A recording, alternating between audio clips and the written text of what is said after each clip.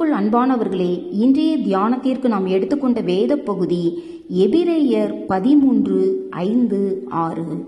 நான் உன்னை விட்டு விலகுவதும் இல்லை, உன்னை கைவிடுவதும் இல்லை என்று அவர் சொல்லியிருக்கிறாரே. அதனாலே நாம் தைரியம் கொண்டு, கர்த்தர் எனக்கு சகாயர், நான் பயப்படேன், மனுஷன் எனக்கு என்ன செய்வான் என்று சொல்லலாமே.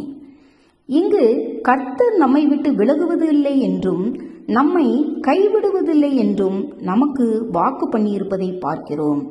ஆகவே கர்த்தர் நம்மை விட்டு விலகாமலும் நம்மை அவர் கைவிடாமலும் இருப்பதினால் நாம் கர்த்தருக்குள் தைரியம் கொண்டவர்களாய், கர்த்தர் எனக்கு சகாயர், நான் பயப்படேன், மனுஷன் எனக்கு என்ன செய்வான் என்று விசுவாசத்தோடு தைரியமாய் சொல்ல வேண்டும். ஏனென்றால் தேவனுக்கு விரோதமாக மனுஷனால் ஒன்றும் செய்ய முடியாது.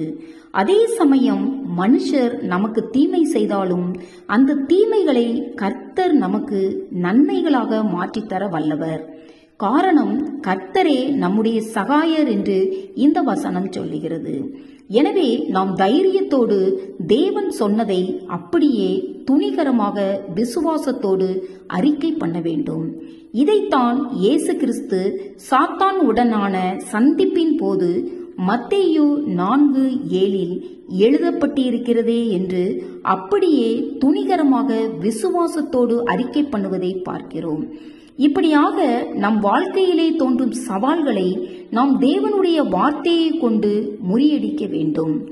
தேவன் தம்முடைய வார்த்தையை நமக்கு தந்ததின் நோக்கமே நாம் தேவ வார்த்தையை துணிகரமாகவும் தைரியமாகவும் பேசுவதற்கே.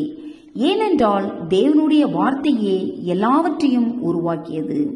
எனக்கு அன்பானவர்களே, நம்முடைய வாயிலிருந்து புறப்பட்டு வருகின்ற தேவ வார்த்தையானது எல்லா சூழ்நிலைகளையும் மாற்றக்கூடியது என்பதை நாம் அறிந்தவர்களாய் தேவ வார்த்தைக்கு பணிந்து கீழ்ப்படிந்து அதை நம் இருதயத்தில் விசுவாசித்து வாயினால் அறிக்கை பண்ணும்போது தேவ வல்லமையானது நம் சார்பாக புறப்பட்டு போய் காரியங்களை நடப்பிக்கிறதாய் இருக்கிறது. ஆமென். அல்லேலூயா.